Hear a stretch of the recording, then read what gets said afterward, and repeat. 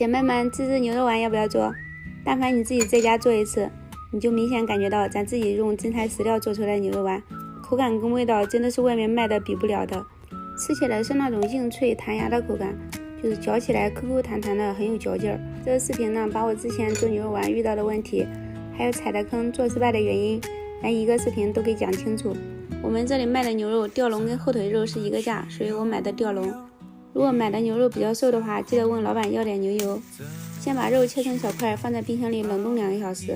牛肉丸需要的蒜酥我们可以自己做。剁好的大蒜先用水淘洗一遍，洗掉上面的粘液，用3-4缸的水平锅来炸这个蒜酥。这个锅导热比较均匀，炸蒜不容易糊，而且锅还不会烧黑变黄。炸到这种金黄就可以盛出来了。冻牛肉的目的是让牛肉的温度降下去，这样在搅打的时候牛肉就不容易升温。低温状态下牛肉才容易起焦。如果你的绞肉机功率比较小的话，一定要记得少做一些。先给牛肉调个味儿，除去蒜酥以外，这个调料一开始就可以放进去。冰块的目的就2个，一个是让肉保持低温，另外一个就是让肉更嫩一些。如果你想吃那种非常硬脆的，也可以不放冰块。我冬天做牛肉丸的时候很少放冰块，但是夏天还是放冰块比较保险一些。如果想吃颗粒比较明显的蒜酥，可以在肉浆打好后再放。在搅打的时候感觉肉有点升温了，就赶紧放在冰箱里冷冻一会儿，再接着打。打好的肉泥表面看起来是有点光泽的，用铲子铲一些，这个肉泥是比较抱团的状态，用力甩都不容易甩下来。拿个碗放点凉水，滴一点肉泥进去，看能不能漂浮起来。能漂浮在水面上，肉丸才能做成功。搅打好后先煮一个尝尝味道怎么样，够不够抠弹。这个水平锅锅身是垂纹设计的，煮个东西呢不铺锅不溢锅，倒汤也特别顺手。如果煮出来肉丸不够抠弹，就先不要再下了。没有全煮之前，这个肉还不会浪费，还可以做成馅饼、饺子啥的。挤肉丸没有特别的手法，只是看着比较难，其实手比眼睛聪明多了，只要上手捏几个，手自然就会了。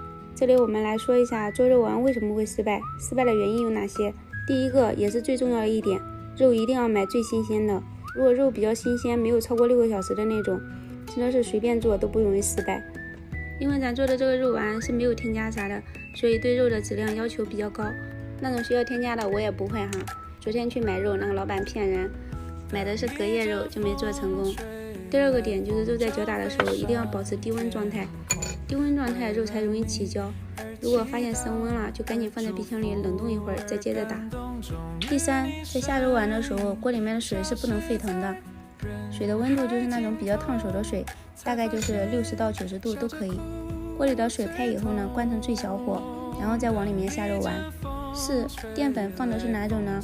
首选肯定是木薯淀粉，如果没有的话，玉米淀粉、红薯淀粉、土豆淀粉都可以。第5，如果你的绞肉机比较小的话，一次一定要少做一点。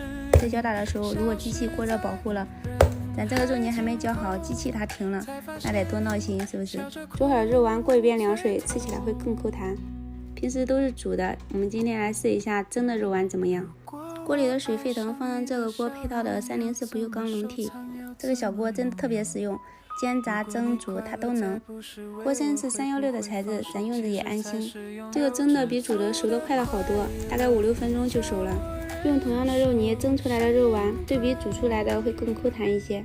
掰开里面也是紧实的，但是气孔比较大，吃起来口感上没有煮出来的那么硬，是偏嫩一些的，还是推荐用煮的比较好。昨天就是这个肉，买的时候肉不够新鲜就没做成功。